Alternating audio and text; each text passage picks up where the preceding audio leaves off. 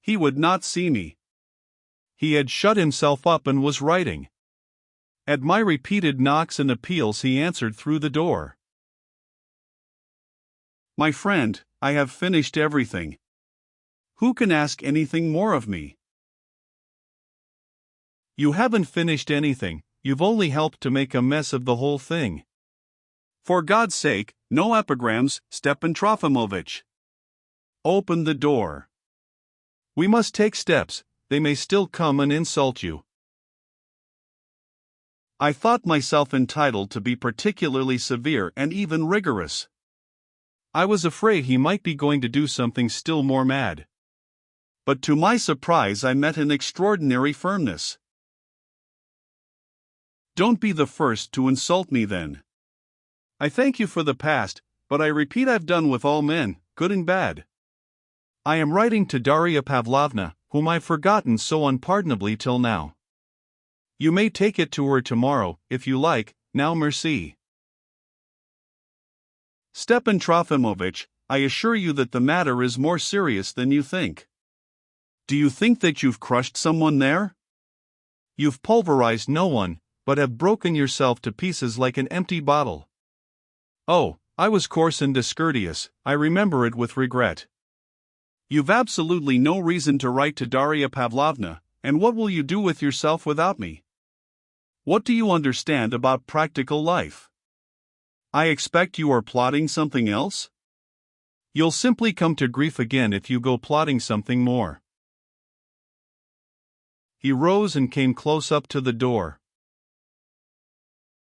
You've not been long with them, but you've caught the infection of their tone and language. Dieu vous pardonne, mon ami, et Dieu vous garde.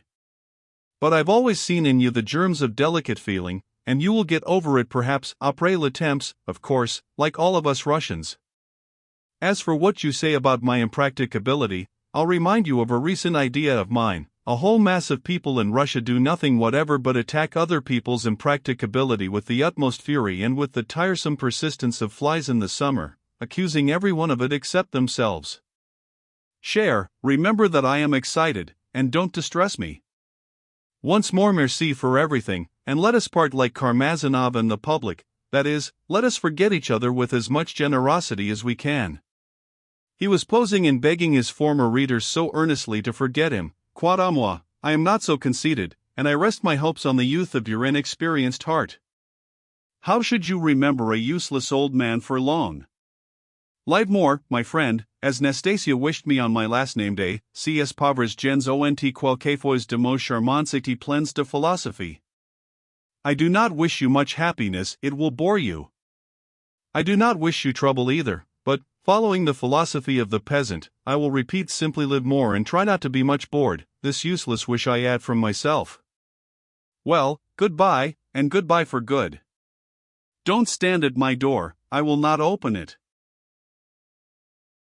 He went away and I could get nothing more out of him. In spite of his excitement, he spoke smoothly, deliberately, with weight, obviously trying to be impressive. Of course he was rather vexed with me and was avenging himself indirectly, possibly even for the yesterday's prison carts and floors that give way. His tears in public that morning, in spite of a triumph of a sort, had put him, he knew, in rather a comic position, and there never was a man more solicitous of dignity and punctilio in his relations with his friends than Stepan Trofimovich. Oh, I don't blame him. But this fastidiousness and irony which he preserved in spite of all shocks reassured me at the time. A man who was so little different from his ordinary self was, of course, not in the mood at that moment for anything tragic or extraordinary. So I reasoned at the time, and, heavens, what a mistake I made!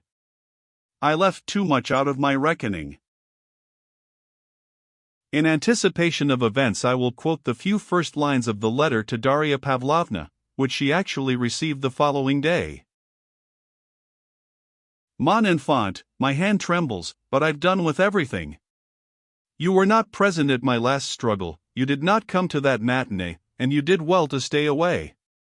But you will be told that in our Russia, which has grown so poor in men of character, One man had the courage to stand up and, in spite of deadly menaces showered on him from all sides, to tell the fools the truth, that is, that they are fools. Oh, si sont de pauvres petits vauriens et reine de plus, de petits fools, voilà le emote. The die is cast, I am going from this town forever and I know not whither. Everyone I loved has turned from me. But you are a pure and naive creature, you, a gentle being whose life has been all but linked with mine at the will of a capricious and imperious heart, you who looked at me perhaps with contempt when I shed weak tears on the eve of our frustrated marriage, you, who cannot in any case look on me except as a comic figure, for you is the last cry of my heart, for you my last duty, for you alone. I cannot leave you forever thinking of me as an ungrateful fool, a churlish egoist, as probably a cruel and ungrateful heart, whom, alas, I cannot forget, is every day describing me to you. And so on, 4 large pages. Answering his I won't open with 3 bangs with my fist on the door, and shouting after him that I was sure he would send Nastasia for me 3 times that day, but I would not come, I gave him up and ran off to Yulia Mihailovna. 2. There I was the witness of a revolting scene. The poor woman was deceived to her face, and I could do nothing. Indeed, what could I say to her? I had had time to reconsider things a little and reflect that I had nothing to go upon but certain feelings and suspicious presentiments. I found her in tears, almost in hysterics, with compresses of eau de cologne and a glass of water. Before her stood Fyodor Stepanovitch, who talked without stopping, and the prince, who held his tongue as though it had been under a lock. With tears and lamentations she reproached Fyodor Stepanovitch for his desertion. I was struck at once by the fact that she ascribed the whole failure, the whole ignominy of the matinee, everything in fact, to Fyodor Stepanovitch's absence. In him I observed an important change. He seemed a shade too anxious, almost serious. As a rule he never seemed serious, he was always laughing, even when he was angry, and he was often angry. Oh, he was angry now. He was speaking coarsely, carelessly, with vexation and impatience. He said that he had been taken ill at Gaganov's lodging, or he had happened to go early in the morning. Alas, the poor woman was so anxious to be deceived again. The chief question which I found being discussed was whether the ball, that is, the whole second half of the fete, should or should not take place.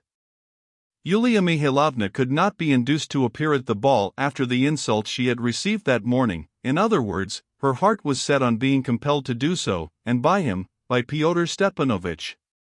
She looked upon him as an oracle, and I believe if he had gone away she would have taken to her bed at once.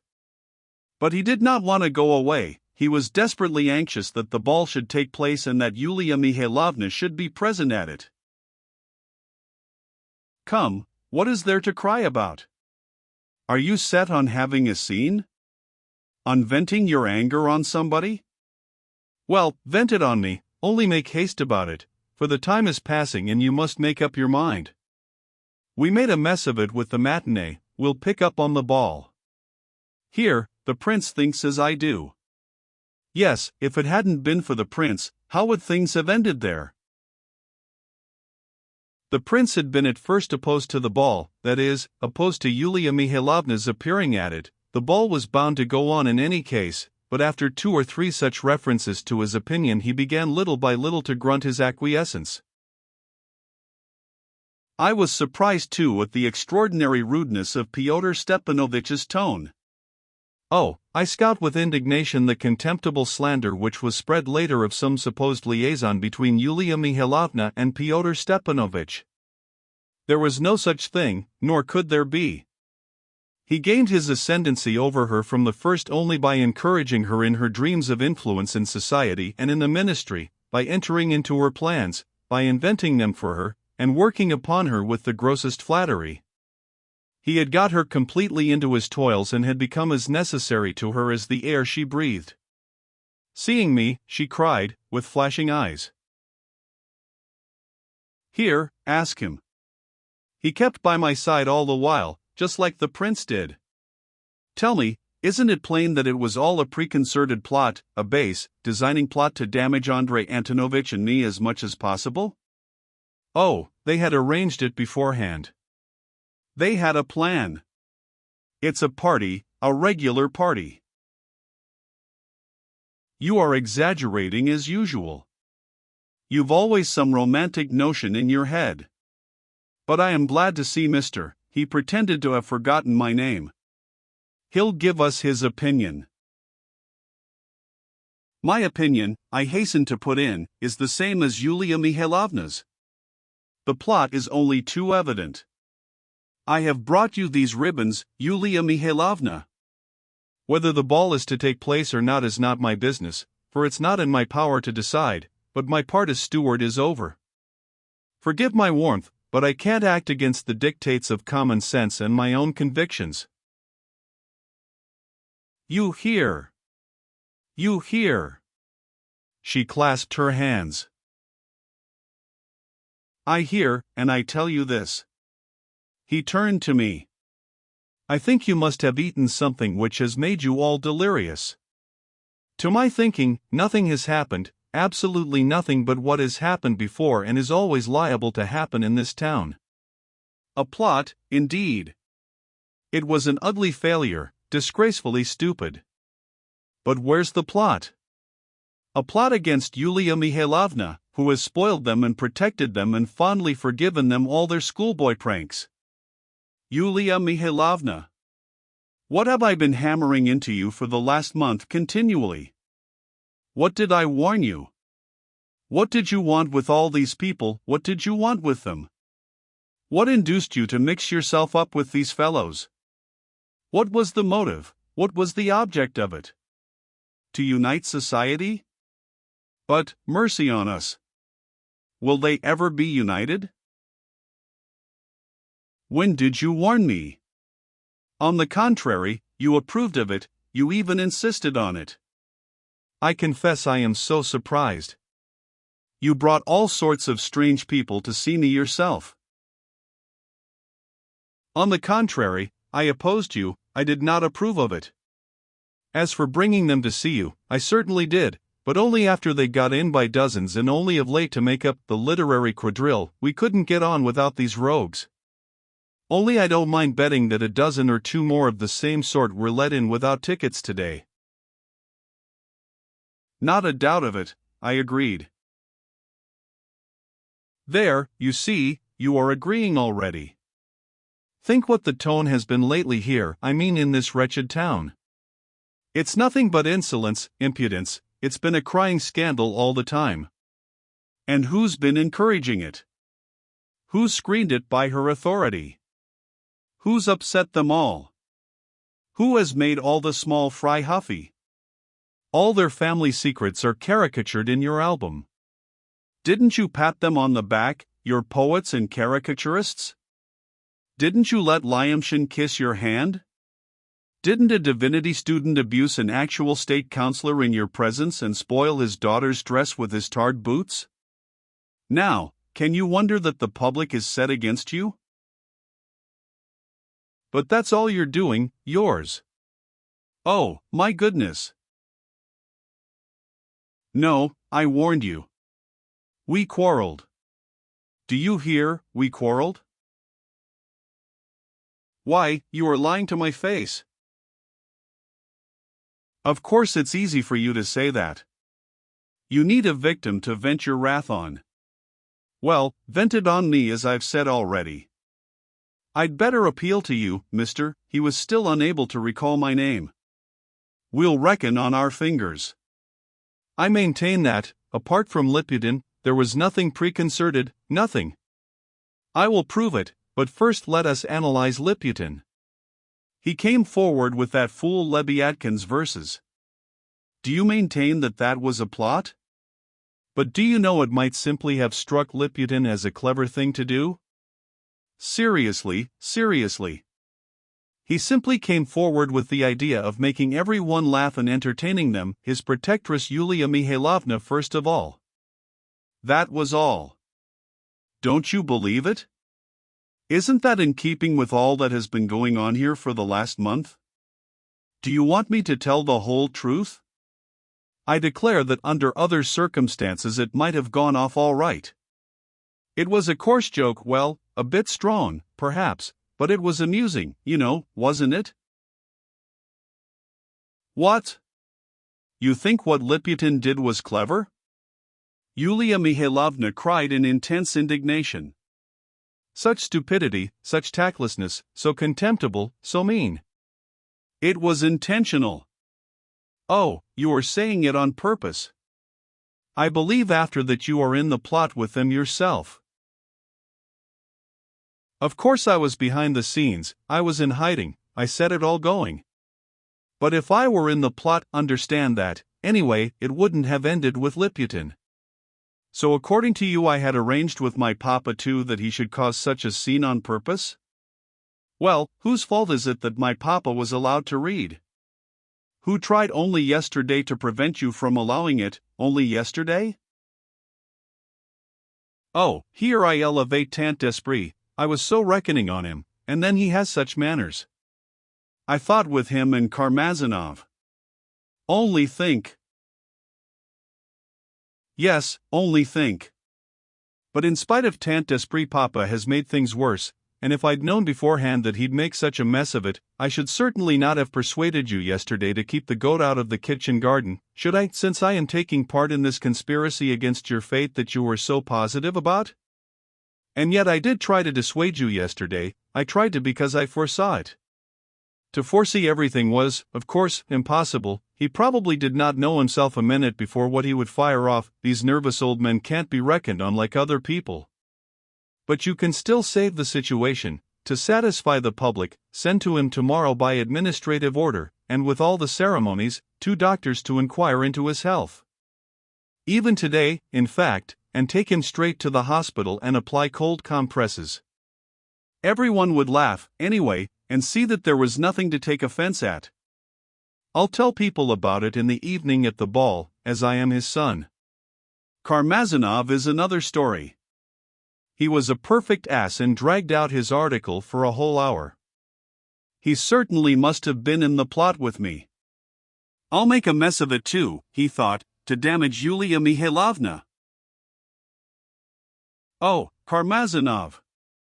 Quel honte. I was burning with shame for his audience. Well, I shouldn't have burnt, but have cooked him instead. The audience was right, Who was to blame for Karmazinov, again? Did I foist him upon you? Was I one of his worshippers? Well, hang him. But the third maniac, the political, that's a different matter. That was everyone's blunder, not only my plot. Ah, don't speak of it. That was awful, awful. That was my fault, entirely my fault. Of course it was, but I don't blame you for that. No one can control them, these candid souls. You can't always be safe from them, even in Petersburg. He was recommended to you, and in what terms too? So you will admit that you are bound to appear at the ball tonight. It's an important business. It was you put him on to the platform. You must make it plain now to the public that you are not in league with him, that the fellow is in the hands of the police, and that you were in some inexplicable way deceived. You ought to declare with indignation that you were the victim of a madman. Because he is a madman and nothing more. That's how you must put it about him. I can't endure these people who bite. I say worse things perhaps, but not from the platform, And they are talking about a senator too. What senator? Who's talking? I don't understand it myself, Do you know anything about a senator, Yulia Mihailovna? A senator? You see, they are convinced that a senator has been appointed to be governor here, and that you are being superseded from Petersburg. I've heard it from lots of people. I've heard it too, I put in. Who said so? Asked Yulia Mihailovna, flushing all over. You mean, who said so first? How can I tell? But there it is, people say so. Masses of people are saying so. They were saying so yesterday particularly. They are all very serious about it, though I can't make it out. Of course the more intelligent and competent don't talk, but even some of those listen. How mean. And how stupid. Well, that's just why you must make your appearance, to show these fools. I confess I feel myself that it's my duty, but what if there's another disgrace in store for us? What if people don't come? No one will come, you know, no one. How hot you are. They not come. What about the new clothes? What about the girls' dresses? I give you up as a woman after that. Is that your knowledge of human nature? The marshal's wife won't come, she won't. But, after all, what has happened? Why won't they come? He cried at last with angry impatience. Ignominy, disgrace, that's what's happened. I don't know what to call it, but after it I can't face people. Why? How are you to blame for it, after all? Why do you take the blame of it on yourself? Isn't it rather the fault of the audience, of your respectable residents, your patres familias? They ought to have controlled the roughs and the rowdies, for it was all the work of roughs and rowdies, nothing serious. You can never manage things with the police alone in any society, anywhere. Among us everyone asks for a special policeman to protect him wherever he goes. People don't understand that society must protect itself. And what do our patres familias, the officials, the wives and daughters, do in such cases? They sit quiet and sulk. In fact, there's not enough social initiative to keep the disorderly in check. Ah, that's the simple truth. They sit quiet, sulk, and gaze about them. And if it's the truth, you ought to say so aloud, proudly, sternly, just to show that you are not defeated, to those respectable residents and mothers of families. Oh, you can do it, you have the gift when your head is clear.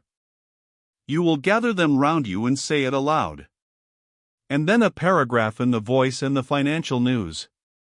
Wait a bit, I'll undertake it myself, I'll arrange it all for you. Of course there must be more superintendents, you must look after the buffet, you must ask the prince, you must ask Mr. You must not desert us, monsieur, just when we have to begin all over again. And finally, you must appear arm in arm with Andrei Antonovitch. How is Andrei Antonovitch? Oh, how unjustly, how untruly, how cruelly you have always judged that angelic man. Yulia Mihailovna cried in a sudden outburst, almost with tears, putting her handkerchief to her eyes. Fyodor Stepanovitch was positively taken aback for the moment. Good heavens! What have I said? I've always. You never have, never. You have never done him justice. There's no understanding a woman, grumbled Fyodor Stepanovitch, with a wry smile. He is the most sincere, the most delicate, the most angelic of men. The most kind-hearted of men. Well, really, as for kind-heartedness, I've always done him justice. Never. But let us drop it. I am too awkward in my defense of him. This morning that little Jesuit, the marshal's wife, also dropped some sarcastic hints about what happened yesterday.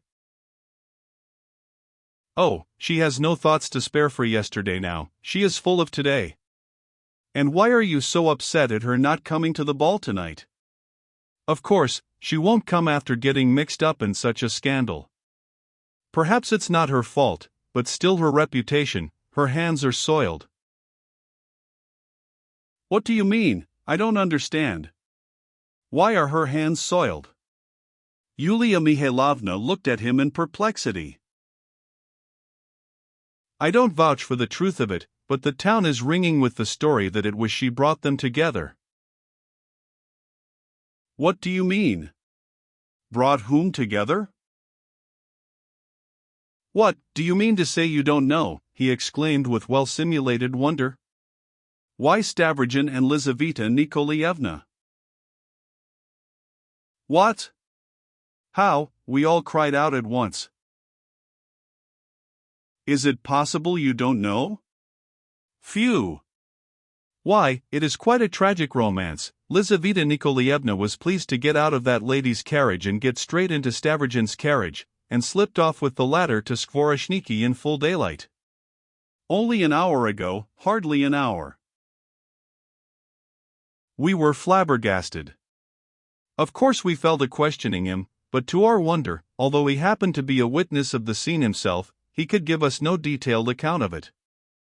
The thing seemed to have happened like this: when the marshal's wife was driving Liza and Mavriky Nikolaevich from the matinee to the house of Praskovia Ivanovna, whose legs were still bad, they saw a carriage waiting a short distance, about 25 paces, to one side of the front door. When Liza jumped out, she ran straight to this carriage. The door was flung open and shut again. Liza called to Mavriky Nikolaevich, "Spare me," and the carriage drove off at full speed to Skvoreshniki. To our hurried questions whether it was by arrangement? Who was in the carriage? Fyodor Stepanovich answered that he knew nothing about it. No doubt it had been arranged, but that he did not see Stavrogin himself. Possibly the old butler, Alexey Yegorich, might have been in the carriage.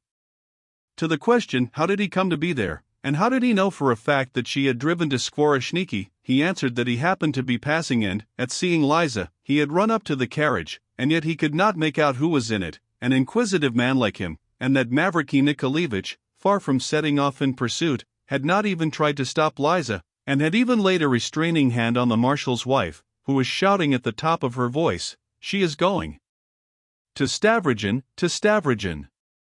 At this point I lost patience, and cried furiously to Fyodor Stepanovich, "It's all you're doing, you rascal! This was what you were doing this morning. You helped Stavrogin, you came in the carriage, you helped her into it, it was you. Yulia Mihailovna, he is your enemy, he will be your ruin too. Beware of him." And I ran headlong out of the house. I wonder myself and cannot make out to this day how I came to say that to him.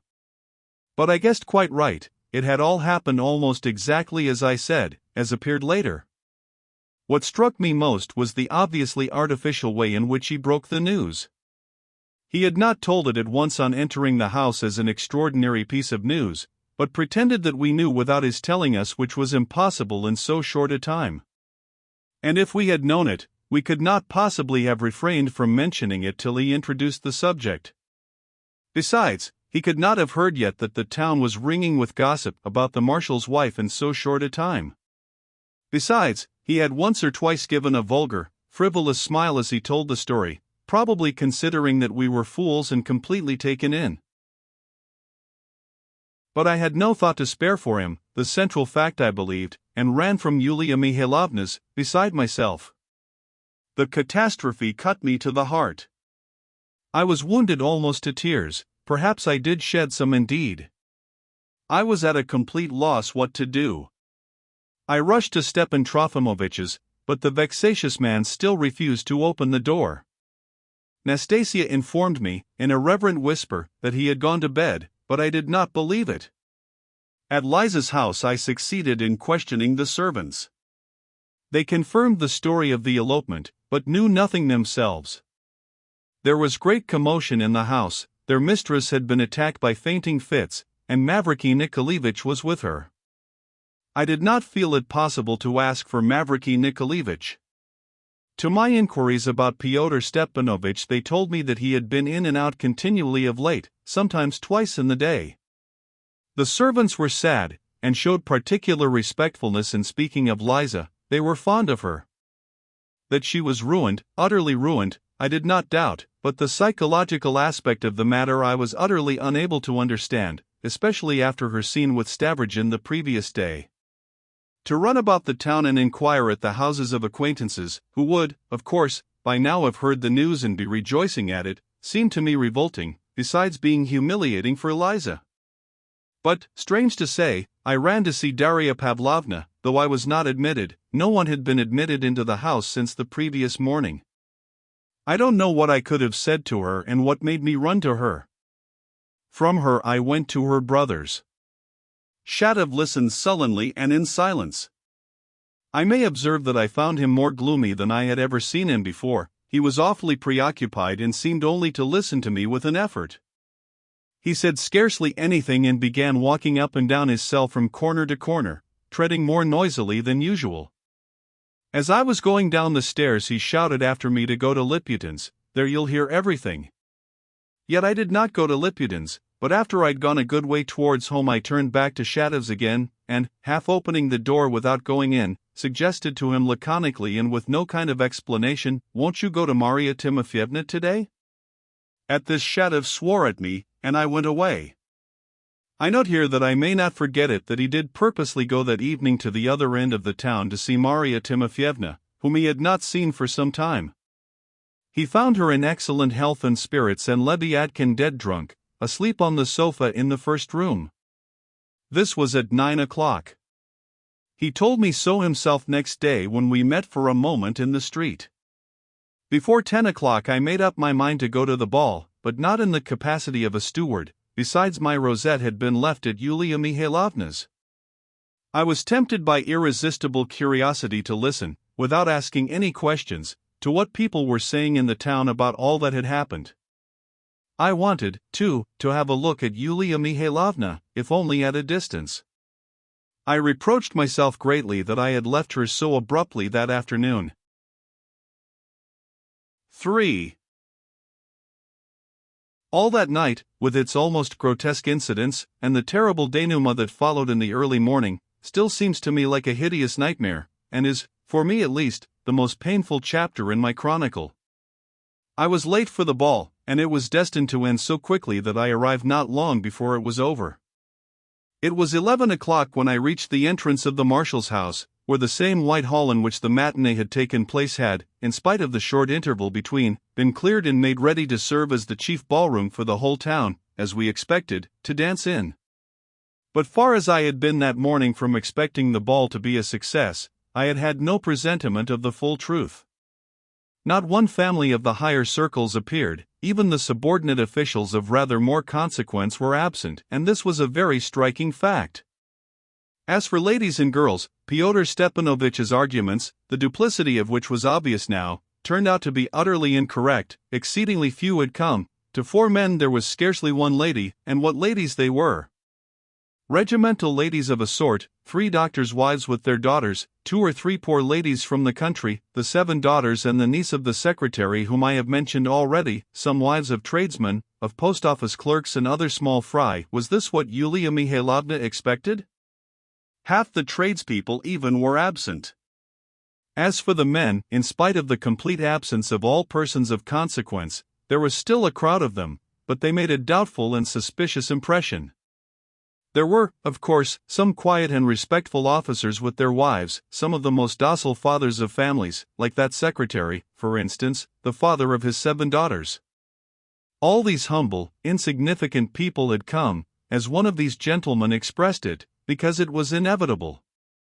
But, on the other hand, the mass of free and easy people and the mass too of those whom Fyodor Stepanovitch and I had suspected of coming in without tickets, seemed even bigger than in the afternoon.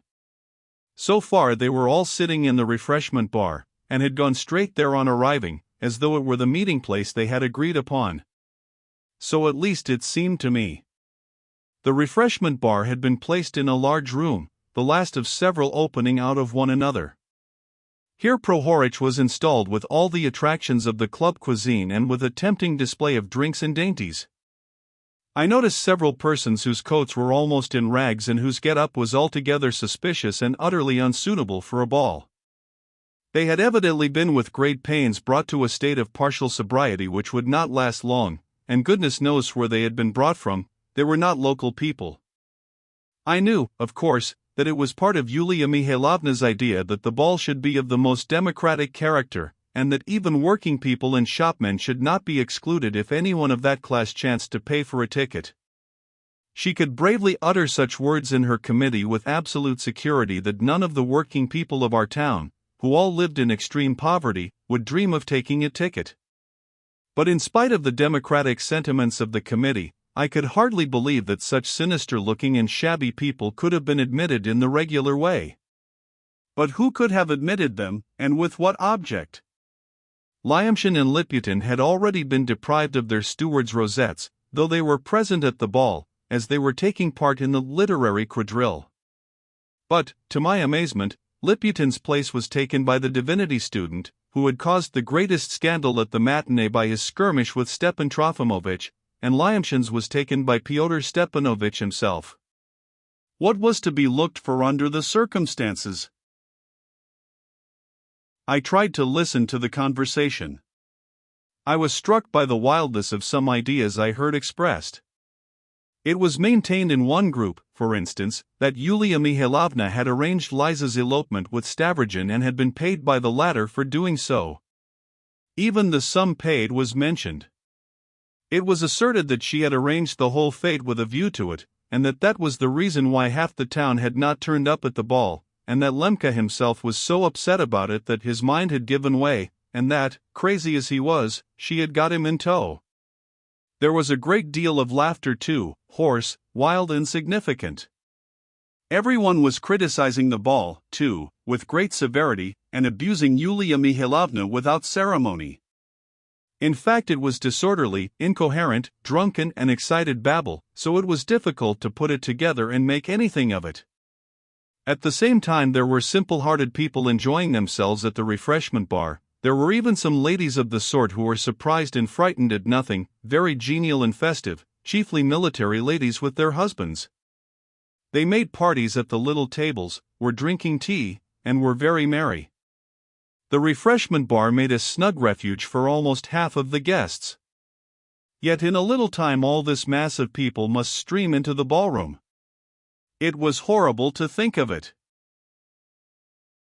Meanwhile the prince had succeeded in arranging 3 skimpy quadrilles in the White Hall.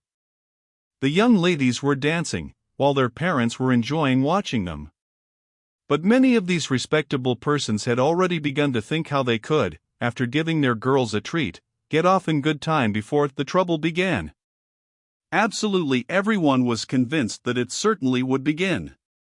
It would be difficult for me to describe Yulia Mihailovna's state of mind. I did not talk to her, though I went close up to her. She did not respond to the bow I made her on entering. She did not notice me, really did not notice. There was a painful look in her face and a contemptuous and haughty though restless and agitated expression in her eyes. She controlled herself with evident suffering, for whose sake, with what object? She certainly ought to have gone away, still more to have got her husband away, and she remained. From her face one could see that her eyes were fully opened, and that it was useless for her to expect anything more.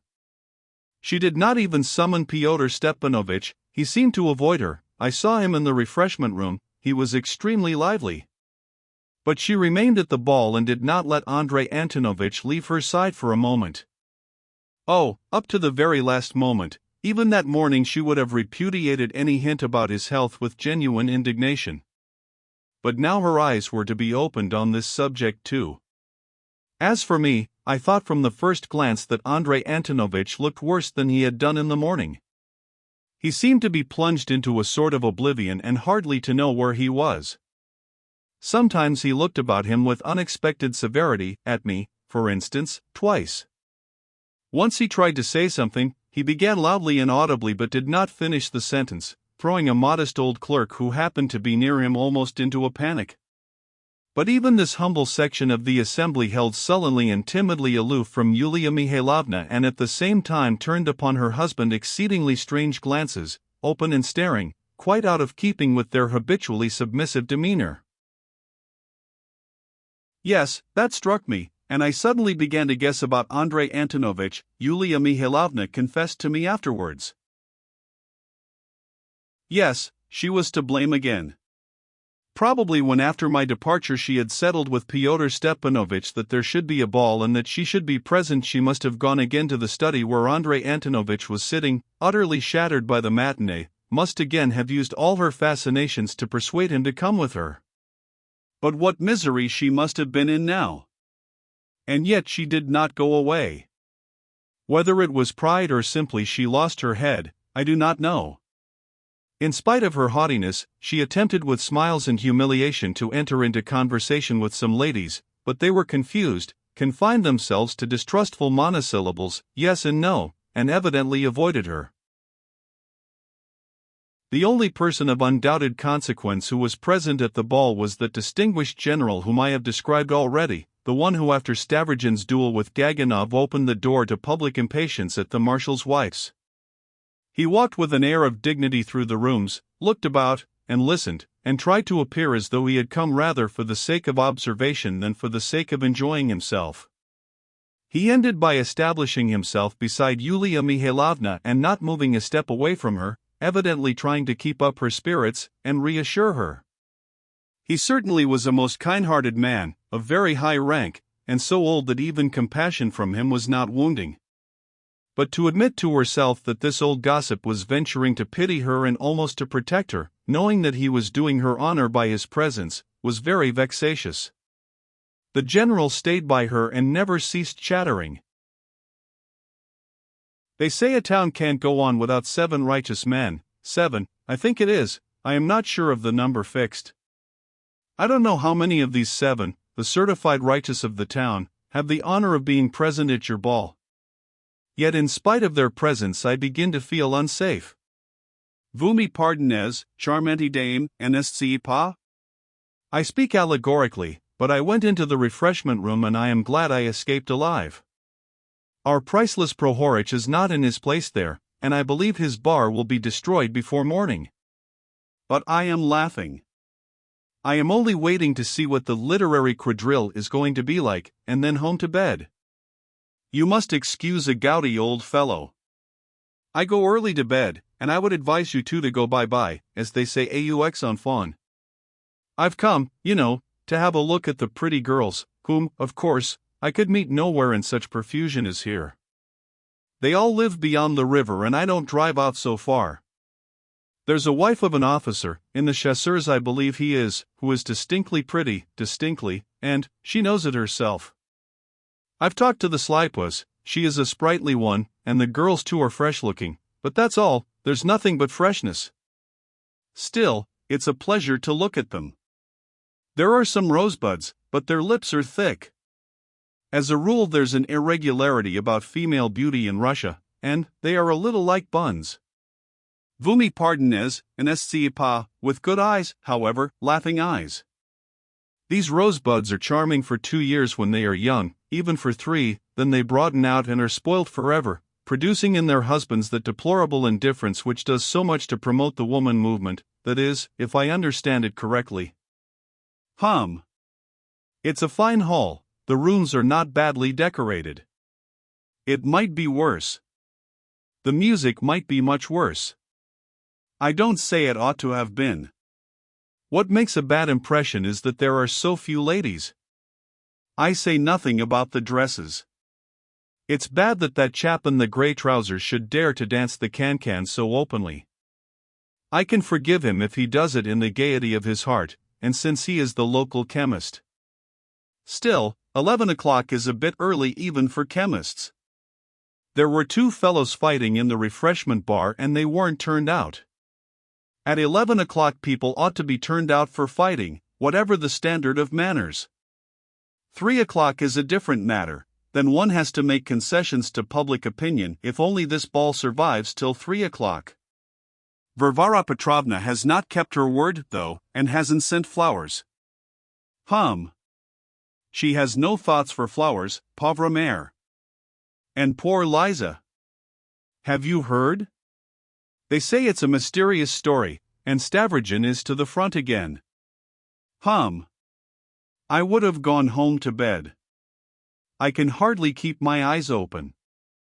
But when is this literary quadrille coming on? At last the literary quadrille began. Whenever of late there had been conversation in the town on the ball, it had invariably turned on this literary quadrille, and as no one could imagine what it would be like, it aroused extraordinary curiosity. Nothing could be more unfavorable to its chance of success, and great was the disappointment. The side doors of the Whitehall were thrown open and several masked figures appeared. The public surrounded them eagerly. All the occupants of the refreshment bar trooped to the last man into the hall. The masked figures took their places for the dance. I succeeded in making my way to the front and installed myself just behind Yulia Mihailovna, von Lemke, and the general. At this point Fyodor Stepanovich, who had kept away till that time, skipped up to Yulia Mihailovna. "I've been in the refreshment room all this time, watching," he whispered, with the air of a guilty schoolboy, which he, however, assumed on purpose to irritate her even more. She turned crimson with anger. "You might give up trying to deceive me now at least, insolent man," broke from her almost aloud, so that it was heard by other people. Fyodor Stepanovich skipped away extremely well satisfied with himself. It would be difficult to imagine a more pitiful, vulgar, dull and insipid allegory than this literary quadrille. Nothing could be imagined less appropriate to our local society. Yet they say it was Karmazinov's idea. It was Liputin indeed who arranged it with the help of the lame teacher who had been at the meeting at Virginsky's. But Karmazinov had given the idea and had, it was said, meant to dress up and to take a special and prominent part in it. The quadrille was made up of 6 couples of masked figures, who were not in fancy dress exactly, for their clothes were like everyone else's. Thus, for instance, one short and elderly gentleman wearing a dress coat, in fact, dressed like everyone else, wore a venerable grey beard, tied on, and this constituted his disguise. As he danced he pounded up and down, taking tiny and rapid steps on the same spot with a stolid expression of countenance. He gave vent to sounds in a subdued but husky bass, and this huskiness was meant to suggest one of the well-known papers. Opposite this figure danced 2 giants, X and Z, and these letters were pinned on their coats, but what the letters meant remained unexplained. Honest Russian Thought was represented by a middle-aged gentleman in spectacles, dress coat and gloves, and wearing fetters, real fetters. Under his arm he had a portfolio containing papers relating to some case. To convince the skeptical, a letter from abroad testifying to the honesty of Honest Russian Thought peeped out of his pocket. All this was explained by the stewards, as the letter which peeped out of his pocket could not be read. Honest Russian Thought had his right hand raised and in it held a glass as though he wanted to propose a toast. In a line with him on each side tripped a crop-headed nihilist girl, while vis-a-vis danced another elderly gentleman in a dress coat with a heavy cudgel in his hand. He was meant to represent a formidable periodical, not a Petersburg one, and seemed to be saying, "I'll pound you to a jelly." But in spite of his cudgel he could not bear the spectacles of Honest Russian Thought fixed upon him and tried to look away, and when he did the pas de deux, he twisted, turned, and did not know what to do with himself, so terrible, probably, were the stings of his conscience. I don't remember all the absurd tricks they played, however, it was all in the same style, so that I felt at last painfully ashamed. And this same expression, as it were, of shame was reflected in the whole public, even on the most sullen figures that had come out of the refreshment room. For some time all were silent and gazed with angry perplexity. When a man is ashamed he generally begins to get angry and is disposed to be cynical. By degrees a murmur arose in the audience. "What's the meaning of it?" a man who had come in from the refreshment room muttered in one of the groups. "It's silly. It's something literary. It's a criticism of the voice." "What's that to me?"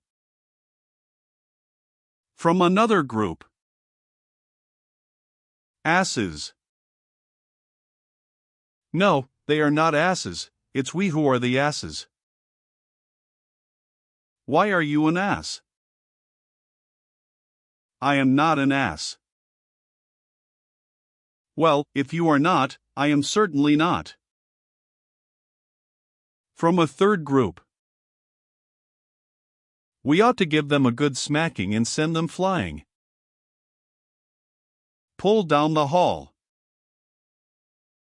From a fourth group. I wonder the Lemkas are not ashamed to look on. Why should they be ashamed? You are not. Yes, I am ashamed, and he is the governor. And you are a pig. I've never seen such a commonplace ball in my life, a lady observed viciously, quite close to Yulia Mihailovna, obviously with the intention of being overheard. She was a stout lady of 40 with rouge on her cheeks, wearing a bright-colored silk dress. Almost everyone in the town knew her, but no one received her. She was the widow of a civil councillor, who had left her a wooden house and a small pension, but she lived well and kept horses. 2 months previously she had called on Yulia Mihailovna, but the latter had not received her. That might have been foreseen, she added, looking insolently into Yulia Mihailovna's face. If you could foresee it, why did you come? Yulia Mihailovna could not resist saying. Because I was too simple, the sprightly lady answered instantly, up in arms and eager for the fray, but the general intervened. Cher dame, he bent over to Yulia Mihailovna, you'd really better be going. We are only in their way and they'll enjoy themselves thoroughly without us. You've done your part, you've opened the ball, now leave them in peace. And Andrei Antonovich doesn't seem to be feeling quite satisfactorily. To avoid trouble. But it was too late. All through the quadrille Andrei Antonovich gazed at the dancers with a sort of angry perplexity, and when he heard the comments of the audience he began looking about him uneasily.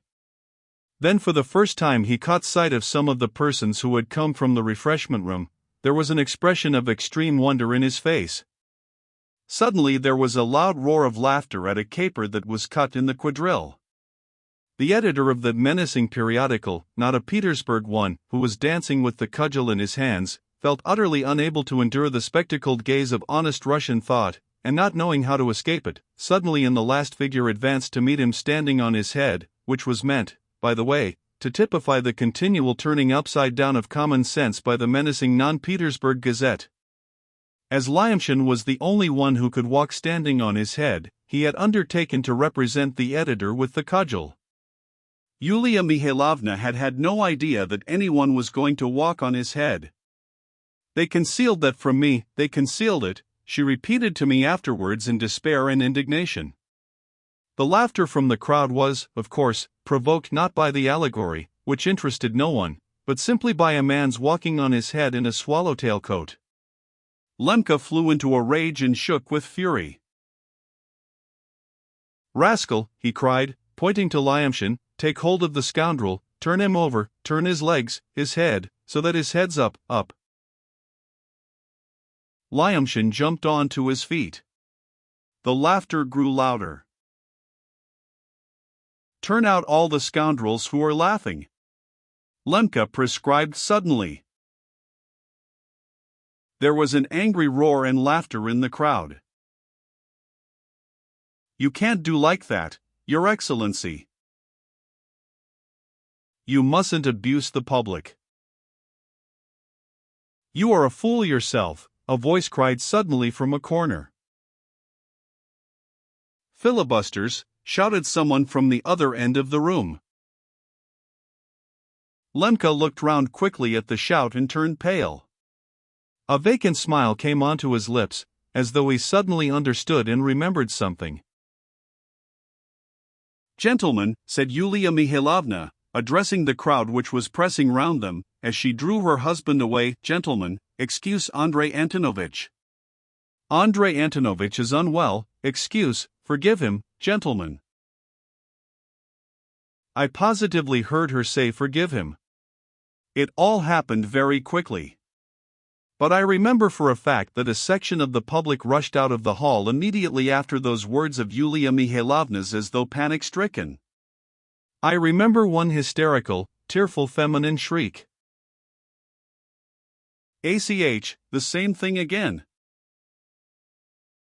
And in the retreat of the guests, which was almost becoming a crush, another bomb exploded exactly as in the afternoon. Fire. All the riverside quarter is on fire. I don't remember where this terrible cry rose first, whether it was first raised in the hall, or whether someone ran upstairs from the entry, but it was followed by such alarm that I can't attempt to describe it. More than half the guests at the ball came from the quarter beyond the river, and were owners or occupiers of wooden houses in that district. They rushed to the windows, pulled back the curtains in a flash, and tore down the blinds. The riverside was in flames. The fire, it is true, was only beginning, but it was in flames in 3 separate places, and that was what was alarming. Arson. The Spigulin men, roared the crowd. I remember some very characteristic exclamations. I've had a presentiment in my heart that there'd be arson. I've had a presentiment of it these last few days. The Spigulin men, no one else. We were all lured here on purpose to set fire to it. This last most amazing exclamation came from a woman. It was an unintentional involuntary shriek of a housewife whose goods were burning. Everyone rushed for the door. I won't describe the crush in the vestibule over sorting out cloaks, shawls, and pelisses, the shrieks of the frightened women, the weeping of the young ladies. I doubt whether there was any theft, but it was no wonder that in such disorder some went away without their wraps because they were unable to find them, and this grew into a legend with many additions, long preserved in the town. Lemka and Yulia Mihailovna were almost crushed by the crowd at the doors. Stop, everyone! Don't let anyone out, yelled Lemka, stretching out his arms menacingly towards the crowding people. Everyone without exception to be strictly searched at once. A storm of violent oaths rose from the crowd. Andrei Antonovich! Andrei Antonovich, cried Yulia Mihailovna in complete despair. Arrest her first, shouted her husband, pointing his finger at her threateningly. Search her first. The ball was arranged with a view to the fire. She screamed and fell into a swoon. Oh, there was no doubt of its being a real one. The general, the prince, and I rushed to her assistance. There were others, even among the ladies, who helped us at that difficult moment. We carried the unhappy woman out of this hell to her carriage, but she only regained consciousness as she reached the house, and her first utterance was about Andrei Antonovich again. With the destruction of all her fancies, the only thing left in her mind was Andrei Antonovich. They sent for a doctor. I remained with her for a whole hour, the prince did so too. The general, in an access of generous feeling, though he had been terribly scared, meant to remain all night by the bedside of the unhappy lady, but within 10 minutes he fell asleep in an armchair in the drawing-room while waiting for the doctor, and there we left him. The chief of the police, who had hurried from the ball to the fire, had succeeded in getting Andrei Antonovich out of the hall after us, and attempted to put him into Yulia Mihailovna's carriage, trying all he could to persuade His Excellency to seek repose. But I don't know why he did not insist. Andrei Antonovich, of course, would not hear of repose, and was set on going to the fire, but that was not a sufficient reason. It ended in his taking him to the fire in his droshky. He told us afterwards that Lemka was gesticulating all the way and shouting orders that it was impossible to obey owing to their unusualness. It was officially reported later on that His Excellency had at that time been in a delirious condition owing to a sudden fright. There is no need to describe how the ball ended. A few dozen rowdy fellows, and with them some ladies, remained in the hall. There were no police present. They would not let the orchestra go, and beat the musicians who attempted to leave. By morning they had pulled all Prohorich's stall to pieces, had drunk themselves senseless, danced the Kamarinsky in its unexpurgated form, made the rooms in a shocking mess, and only towards daybreak part of this hopelessly drunken rabble reached the scene of the fire to make fresh disturbances there. The other part spent the night in the rooms dead drunk, with disastrous consequences to the velvet sofas and the floor. Next morning, at the earliest possibility, they were dragged out by their legs into the street. So ended the fate for the benefit of the governesses of our province. 4. The fire frightened the inhabitants of the riverside just because it was evidently a case of arson. It was curious that at the first cry of fire another cry was raised that the Spigulin men had done it. It is now well known that 3 Spigulin men really did have a share in setting fire to the town, but that was all the other factory hands were completely acquitted, not only officially but also by public opinion. Besides those 3 rascals, of whom one has been caught and confessed and the other 2 have so far escaped, Fedka the convict undoubtedly had a hand in the arson. That is all that is known for certain about the fire till now, but when it comes to conjectures it's a very different matter. What had led these 3 rascals to do it? Had they been instigated by anyone? It is very difficult to answer all these questions even now. Owing to the strong wind, the fact that the houses at the riverside were almost all wooden, and that they had been set fire to in 3 places, the fire spread quickly and enveloped the whole quarter with extraordinary rapidity. The fire burnt, however, only at 2 ends. At the 3rd spot it was extinguished almost as soon as it began to burn, of which later. But the Petersburg and Moscow papers exaggerated our calamity. Not more than a quarter, roughly speaking, of the riverside district was burnt down, possibly less indeed. Our fire brigade, though it was hardly adequate to the size and population of the town, worked with great promptitude and devotion. But it would not have been of much avail, even with the zealous cooperation of the inhabitants, if the wind had not suddenly dropped towards morning. When an hour after our flight from the ball I made my way to the riverside, the fire was at its height. A whole street parallel with the river was in flames. It was as light as day. I won't describe the fire, everyone in Russia knows what it looks like. The bustle and crush was immense in the lanes adjoining the burning street. The inhabitants, fully expecting the fire to reach their houses, were hauling out their belongings, but had not yet left their dwellings, and were waiting meanwhile sitting on their boxes in feather beds under their windows. Part of the male population were hard at work ruthlessly chopping down fences and even whole huts which were near the fire and on the windward side. None were crying except the children, who had been waked out of their sleep, though the women who had dragged out their chattels were lamenting in sing-song voices. Those who had not finished their task were still silent, busily carrying out their goods. Sparks and embers were carried a long way in all directions. People put them out as best they could. Some helped to put the fire out while others stood about, admiring it. A great fire at night always has a thrilling and exhilarating effect. This is what explains the attraction of fireworks. But in that case the artistic regularity with which the fire is presented and the complete lack of danger give an impression of lightness and playfulness like the effect of a glass of champagne. A real conflagration is a very different matter. Then the horror and a certain sense of personal danger, together with the exhilarating effect of a fire at night, produce on the spectator, though of course not in the householder whose goods are being burnt, a certain concussion of the brain and, as it were, a challenge to those destructive instincts which, alas, lie hidden in every heart, even that of the mildest and most domestic little clerk. This sinister sensation is almost always fascinating. I really don't know whether one can look at a fire without a certain pleasure. This is word for word what Stepan Trofimovitch said to me one night on returning home after he had happened to witness a fire and was still under the influence of the spectacle.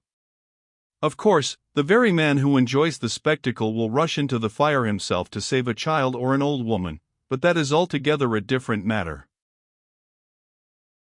Following in the wake of the crowd of sightseers, I succeeded, without asking questions, in reaching the chief center of danger, where at last I saw Lemka, whom I was seeking at Yulia Mihailovna's request.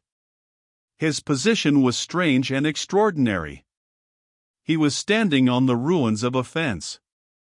30 paces to the left of him rose the black skeleton of a two-storied house which had almost burnt out. It had holes instead of windows at each story, its roof had fallen in, and the flames were still here and there creeping among the charred beams. At the farther end of the courtyard, 20 paces away, the lodge, also a two-storied building, was beginning to burn, and the firemen were doing their utmost to save it. On the right, the firemen and the people were trying to save a rather large wooden building which was not actually burning, though it had caught fire several times and was inevitably bound to be burnt in the end. Lemka stood facing the lodge, shouting and gesticulating. He was giving orders which no one attempted to carry out. It seemed to me that everyone had given him up as hopeless and left him. Anyway, though everyone in the vast crowd of all classes, among whom there were gentlemen, and even the cathedral priest, was listening to him with curiosity and wonder, no one spoke to him or tried to get him away. Lemka, with a pale face and glittering eyes, was uttering the most amazing things. To complete the picture, he had lost his hat and was bareheaded. It's all incendiarism. It's nihilism. If anything is burning, it's nihilism. I heard almost with horror, and though there was nothing to be surprised at, yet actual madness, when one sees it, always gives one a shock. "Your Excellency," said a policeman, coming up to him, "what if you were to try the repose of home? It's dangerous for Your Excellency even to stand here." This policeman, as I heard afterwards, had been told off by the chief of police to watch over Andrei Antonovich, to do his utmost to get him home, and in case of danger even to use force, a task evidently beyond the man's power. They will wipe away the tears of the people whose houses have been burnt, but they will burn down the town. It's all the work of 4 scoundrels, 4.5. Arrest the scoundrel. He worms himself into the honor of families. They made use of the governesses to burn down the houses. It's vile, vile. "Ai, what's he about?" he shouted, suddenly noticing a fireman at the top of the burning lodge, under whom the roof had almost burnt away and round whom the flames were beginning to flare up. "Pull him down. Pull him down. He will fall, he will catch fire, put him out." "What is he doing there?" "He is putting the fire out, Your Excellency." "Not likely. The fire is in the minds of men and not in the roofs of houses. Pull him down and give it up. Better give it up, much better. Let it put itself out." "Aie, who is crying now?" "An old woman." "It's an old woman shouting. Why have they forgotten the old woman?" There actually was an old woman crying on the ground floor of the burning lodge. She was an old creature of 80, a relation of the shopkeeper who owned the house. But she had not been forgotten. She had gone back to the burning house while it was still possible, with the insane idea of rescuing her feather bed from a corner room which was still untouched.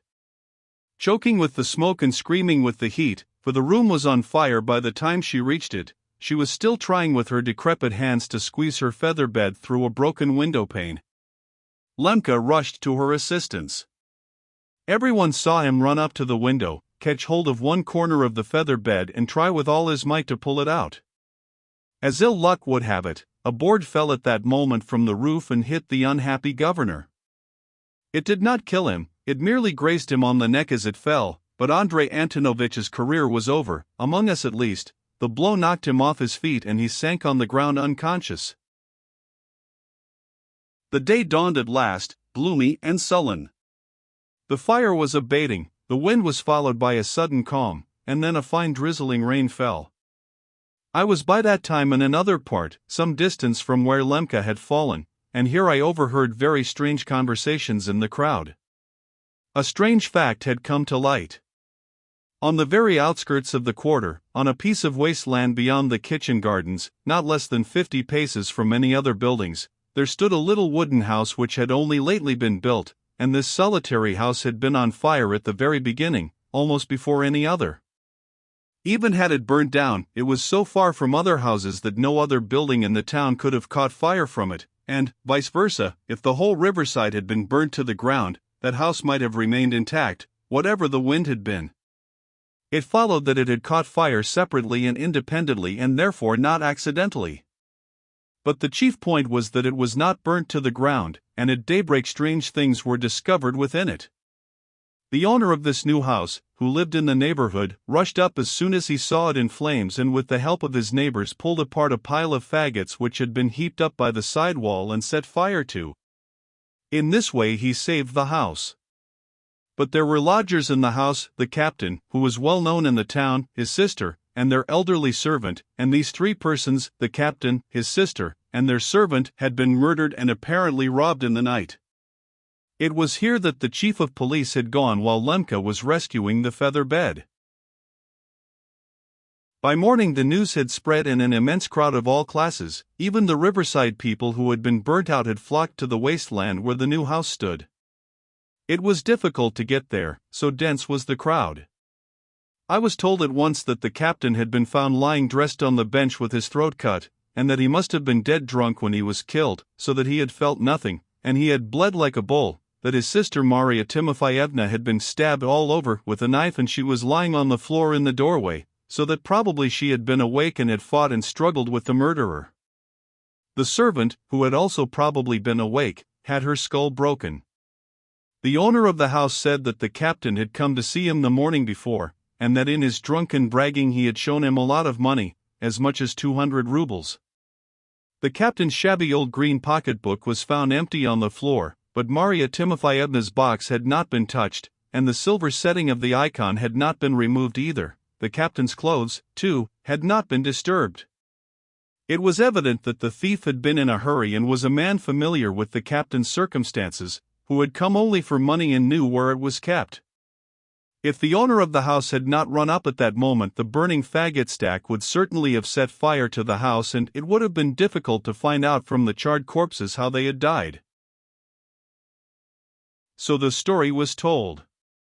One other fact was added, that the person who had taken this house for the Lebyatkins was no other than Mr. Stavrogin, Nikolai Syavolodovich, the son of Varvara Petrovna.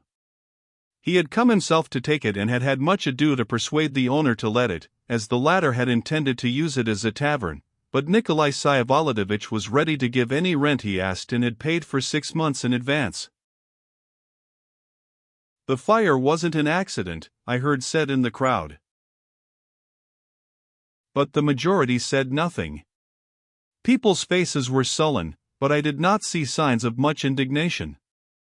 People persisted, however, in gossiping about Stavrogin, saying that the murdered woman was his wife, that on the previous day he had dishonorably abducted a young lady belonging to the best family in the place, the daughter of Madame Drozdov, and that a complaint was to be lodged against him in Petersburg, and that his wife had been murdered evidently that he might marry the young lady. Skvoreshniki was not more than 1.5 miles away, and I remember I wondered whether I should not let them know the position of affairs. I did not notice, however, that there was anyone egging the crowd on, and I don't want to accuse people falsely, though I did see and recognized at once in the crowd at the fire 2 or 3 of the rowdy lot I had seen in the refreshment room. I particularly remember one thin, tall fellow, a cabinet maker, as I found out later, with an emaciated face and a curly head, black as though grimed with soot. He was not drunk, but in contrast to the gloomy passivity of the crowd seemed beside himself with excitement. He kept addressing the people, though I don't remember his words. Nothing coherent that he said was longer than I say, "Lads, what do you say to this? Are things to go on like this?" And so saying he waved his arms.